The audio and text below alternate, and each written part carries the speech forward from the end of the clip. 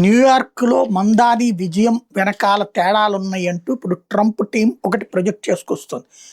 2,28,000 ఫ్రాడలెంట్ voters ఉన్నారట. అంటే Americans కాని వాళ్ళకి ఓటు హక్కు ఇవ్వబడిందట. ఆహ్, మ మందాని గెలిచింది 2,07,570 ఓట్లు. అంటే అంతకంటే ఎక్కువ మందే ఫ్రాడ్స్ ఉన్నారు. ఫ్రాడ్స్‌తోనే గెలిచాడు అన్నటువంటిది. ఇప్పుడు ఓటర్ రికార్డులు చెక్ చేయడం ఒకవైపు, fake social security numbers, non existent voter records అంటే అసలు లేని వాళ్ళకే 7% ఓట్లున్నాయి.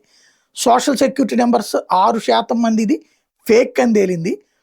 10% మంది వచ్చేటప్పటికి న్యూయార్క్ కాని వాళ్ళకి అక్కడ ఓట్లున్నాయి.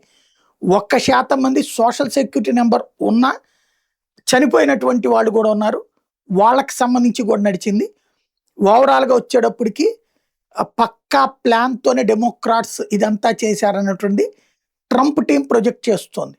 అయితే ఇయన్నీ తప్పుడు ప్రచారాలు. దమ్ముంటే నిరూపించి కేసులు పెట్టి అరెస్ట్ చేసుకోండి అని చెప్తున్నది డెమోక్రాటిక్ టీమ్.